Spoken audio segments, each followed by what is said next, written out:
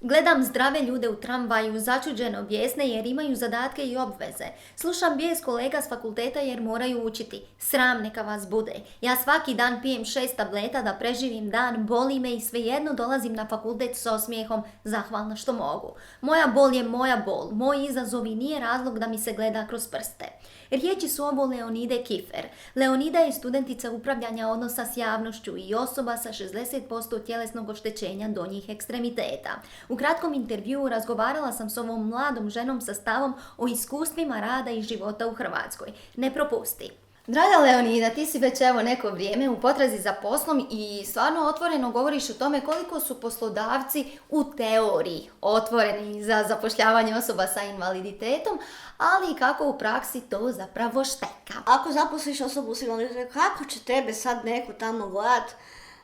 Narušit ćeš ugled poduzeću, pa ćeš se stalno izvlačiti, pa će stalno biti na bolovanju. Ljudi moji, ja da mogu, ja na bolovanju ne bi bila 1 sekundu, jer to je za mene užas. Znači, hoću raditi, želim raditi i mogu raditi.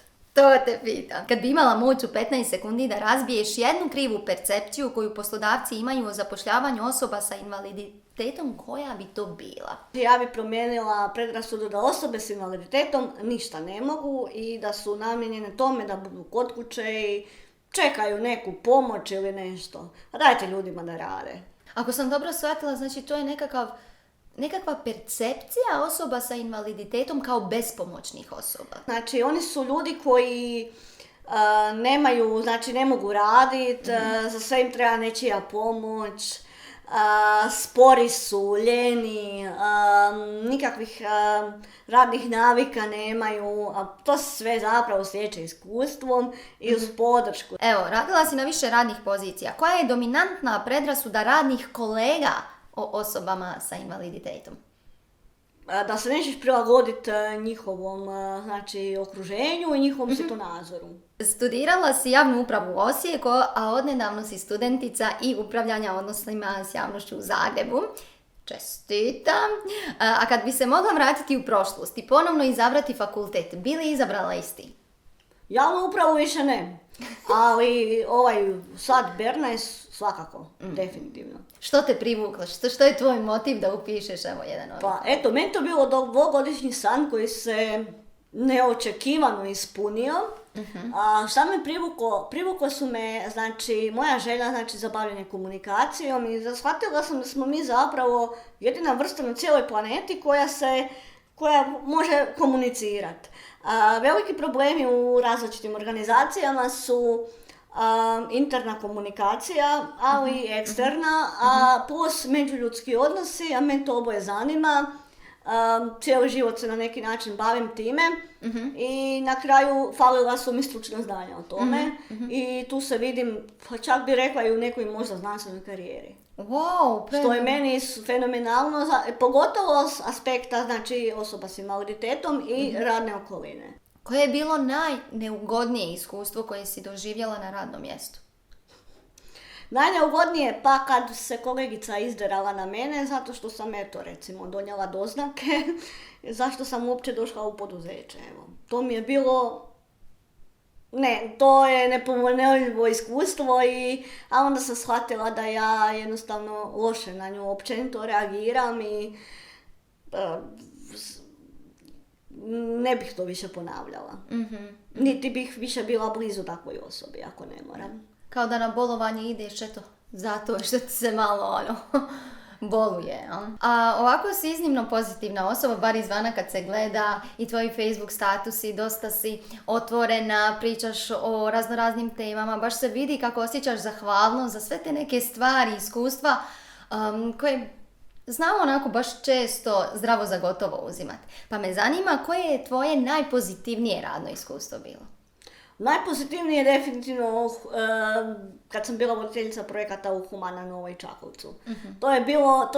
To je nešto što je ja voljela da svako poduzeće u Hrvatskoj postane i da to doživi. Jer taj odnos koji se tamo stvorio i dan danas traje, znači iako ja više ne radim tamo već 3 godine, ali lojalnost i poštovanje i vjerovanje koje ja imam prema tom poduzeću definitivno nisu učestali i znači mene da znači bilo tko iz tog poduzeća nazove danas u ponoć i ja ću se probuditi i ću to napraviti. Wow, ajme, želimo takve poslodavce. Jer da, ali to nije znači jednostrani odnos, to je uvijek dvostrani odnos i sve ovisi o tome, dakle koliko mi daš, toliko ćeš i dobiti. Jel? A daj mi reci, što je najveća lekcija koju te naučio rad u Hrvatskoj? Šuti, nemoj govori sve što misliš, budi mudra, povuci se kad treba i ostani svoja, kako god bilo. Sad kad smo već u tom tonu, zadnje pitanje, po čemu bi željela da te ljudi pamte?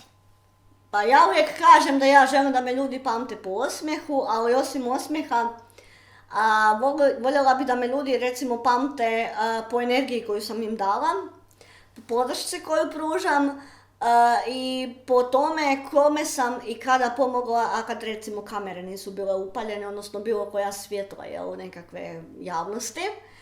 I s druge strane voljela bih da mi ljudi pamte kao osobu koja će im pružati motivaciju u onim trenucima kad su u crnilu, jer ja jako dobro znam koliko je to bitno i koliko je to čak i presudno u mnogim situacijama, pogotovo danas kad se svi borimo sa svakakvim dnevnim izazovima i nekako meni je misija na ovoj planeti da budem uz druge i da pomažem drugima i to mislim da je to da svaki rad može biti pomaganje drugima, samo ako tako budemo razmišljali i ako si tako postavimo stvari u glavi.